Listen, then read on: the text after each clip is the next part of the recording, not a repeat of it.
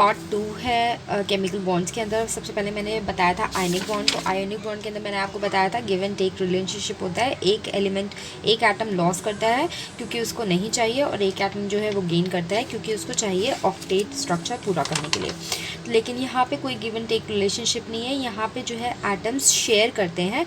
मेरे पास 1 रुपये, आपके पास 1 रुपये, 2 रुपये से हम कोई चीज़ खरीद सकते हैं। तो हम लोगों ने क्या किया, हमने अपने अपने 1-1 रुपये बना लिए। तो क्या कहते हैं, इससे क्या होगा, हम लोग वो 2 रुपये की चीज़ भी हम लोग ले सकते हैं और हम लोग उसको इन्जॉय कर सकते हैं, ठीक है ना। तो कोवैलेंट बॉन्ड्स जो हैं वो लिक्विड, क्या कहते हैं, लिक्विड और सॉलिड होते हैं नेचर के लिए, completely opposite to ionic bond जो सॉलिड नेचर होते हैं, ठीक है।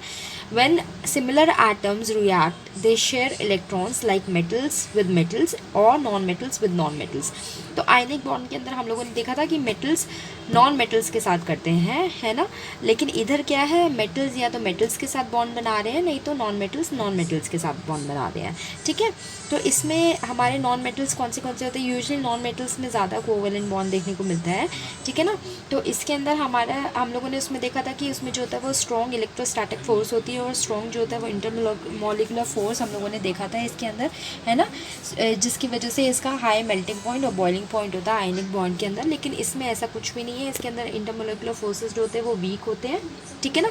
इंटरमोलिकुलर फोर्स जो होता है वो वीक होता है। मैंने इसमें लिखा नहीं है, मैं लिख देती हूँ, वीक इंटरमोलिकुलर फोर्सेस, ठीक है ना, बिटवीन एटम्स। तो ये बिटवीन को हम ऐसे भी लिखते हैं कभी कभार। तो अगर मैंने B/W लिखा हुआ है तो आप समझ जाइएगा कि बिटवीन है, ठीक है ना। जिसकी वजह से, क्योंकि इंटरमोलिकुलर फोर्स जो होता है वीक होता है, इसी वजह से हमारे जो होता है वो लो मेल्टिंग पॉइंट और हाई बॉइलिंग पॉइंट है, क्योंकि हमें इसको अलग करने के लिए, एटम्स को अलग करने के लिए ज़्यादा उसको मेल्ट करने की या बॉयल करने की ज़रूरत नहीं है, ठीक है ना। तो अब ये हमारे कुछ नॉन मेटल्स हो गए। तो इनके अंदर यूजुअली हम लोग ज़्यादा से ज़्यादा जो है हम लोग कोवैलेंट बॉन्डिंग्स हम लोग देखते हैं। तो ये इसी वजह से मैंने ये नॉन मेटल्स लिखे हुए हैं। कार्बन, नाइट्रोजन, फास्फोरस हो गया, फिर ऑक्सीजन, सल्फर, सेलेनियम हो गया, फ्लोरीन, ब्रोमीन हो गया, ठीक है। तो फिर अब कोवैलेंट के अंदर जो है वो फिक्स शेप है। हम लोगों ने देखा था कि आयनिक के अंदर जो है कि उनके पास कोई भी फिक्स शेप नहीं होती है ना। तो ये कम्प्लीटली ऑपोजिट है आयनिक बॉन्ड के, ठीक है। अब कोवैलेंट बॉन्ड के अंदर जो होता है वो 2 टाइप के स्ट्रक्चर होता है। एक तो स्मॉल स्ट्रक्चर होता है, एक जायंट स्ट्रक्चर होता है। ऐसा कुछ जो है हम लोगों ने आयनिक बॉन्ड के अंदर देखने में हमको नहीं था, ठीक है। साथ में इसमें 3 टाइप ऑफ बॉन्ड्स होते हैं। सिंगल कोवैलेंट बॉन्ड्स जिसको हम लोग सिंगल लाइन से डिनोट करते हैं, सिंगल लाइन, और इसके अंदर जो है वो 2 इलेक्ट्रॉन्स होते हैं। ऐसे ही डबल कोवैलेंट बॉन्ड, इसको हम लोग डबल लाइन से डिनोट करते हैं, जिसके अंदर 4 इलेक्ट्रॉन्स होते हैं। और ट्रिपल कोवैलेंट बॉन्ड्स जिसको हम लोग ट्रिपल लाइन से डिनोट करते हैं, 6 इलेक्ट्रॉन्स उसके अंदर होते हैं, ठीक है ना। तो कैसे हम लोग देखेंगे, 1 2 3 1 2 3 4 5 and 6 लाइक दिस, ठीक है। अब इसकी डेफिनेशन हम लोग देख लेते हैं। तो chemical compound form between 2 atoms by sharing of electrons to achieve noble gas configuration, ठीक है ना। क्या कहते हैं, इसमें जो है केमिकल कंपाउंड फॉर्म होता है 2 एटम्स के बीच में by sharing of electrons. There is no transferring of electrons, they are sharing their electrons to achieve noble gas configuration, same like everyone does, ठीक है ना। तो ईच एटम क्या कर रहा है, यहाँ पे एक एक जो है वो इलेक्ट्रॉन शेयर कर रहा है, each atom from their valence shell, ठीक है ना। हम कोई और शेल की बात नहीं कर रहे। वैलेंस शेल, अल्टीमेट शेल और outermost shell is one and the same thing, ठीक है।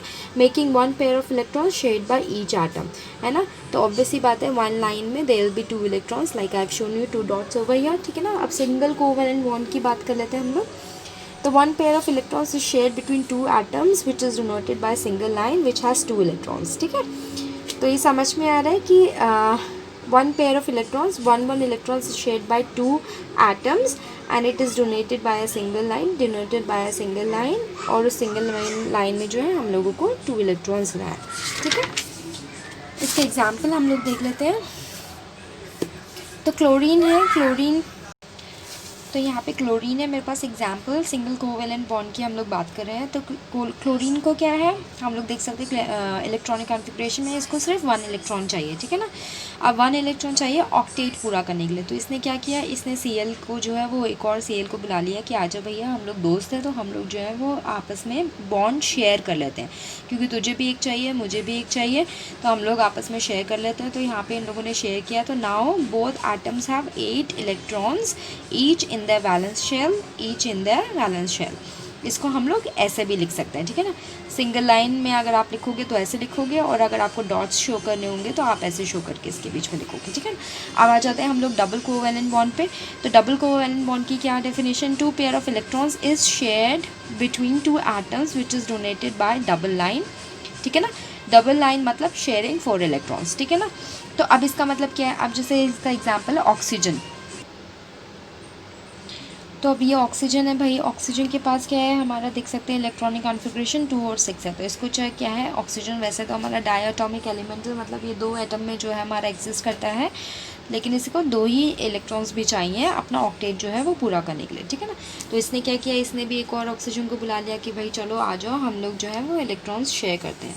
तो अब 2 इलेक्ट्रॉन्स को अगर हम लोग शेयर करेंगे तो हम लोग डबल लाइन से शेयर करेंगे, और डबल लाइन हम लोग ऐसे लिखते हैं, ठीक है ना। तो इसमें कितने इलेक्ट्रॉन्स आते हैं, 4 इलेक्ट्रॉन्स आते हैं, दैट्स वाई 1 2 3 4, ठीक है ना। तो यहाँ पे इसके पास भी 1 2 3 4 5 6 7 8, ऐसे ही इसके इस ऑक्सीजन के पास भी। Now each oxygen has 8 electrons in their valence shell और आउटर मोस्ट शेल, ठीक है। चलो अब आ जाते हैं हम लोग ट्रिपल बॉन्ड के ऊपर। ट्रिपल कोवैलेंट बॉन्ड क्या है, इसमें क्या है, 3 pair of electrons is shared between 2 atoms which is donated bye triple line sharing 6 electrons, ठीक है ना। तो ट्रिपल लाइन हम लोग ऐसे लिखते हैं, और ट्रिपल लाइन में कितने इलेक्ट्रॉन्स शेयर हो रहे हैं, एक में 2 है तो ऑब्वियसली बात है ट्रिपल लाइन में 6 इलेक्ट्रॉन्स, ठीक है, 1 2 3 4 5 6, राइट।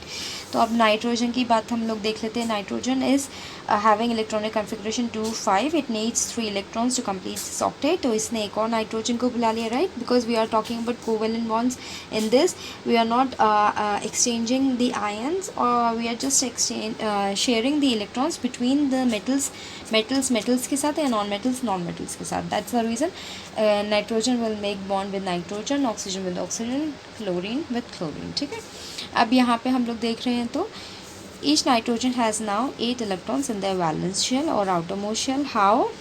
See, 1 2 3 4 5 6 7 8 7 8, समझ में आया चलो। It can be written like this also, ठीक है। अब इसके अंदर जो है वो polar and non polar covalent bonds भी होते हैं। कोवैलेंट बॉन्ड्स के अंदर सिर्फ double triple and single covalent bond नहीं होता, polar and non polar covalent bond भी होता है। उसके ऊपर भी मैं बहुत जल्दी बनाने वाली हूँ। आई होप कि आपको ये जो है वो समझ में आया होगा। I am keeping my camera study so that you guys can make a note of it and do practice it children. Covalent bonds आपको पता होना चाहिए। अच्छा, ये मैं बताना भूल गई, सिंस मेटलॉइड्स हैव प्रॉपर्टीज़, जैसे मैंने आपको आयनिक बॉन्ड्स में भी बताया था कि मेटलॉइड्स जो होते हैं उसके अंदर मेटल्स एंड नॉन मेटल्स दोनों की प्रॉपर्टीज़ होती हैं, so they can form the ionic bond in covalent bonds both, ठीक है। तो ये पॉइंट जो है ये सेम है आयनिक बॉन्ड का कोवैलेंट बॉन्ड के अंदर भी, बाकी exactly the covalent bond is exactly opposite to ionic bond, ठीक है। You can make a note of it. Learn it children, practice it as many times as you can. The more you practice, the more you understand. Please like and share my video and subscribe if you're thinking or if you're feeling like whatever I'm teaching or explaining it's in a good way, you're getting it, it's coming to you. If you're thinking like that way, then please do like and subscribe my channel and share it with others. This is Alice Raj signing off.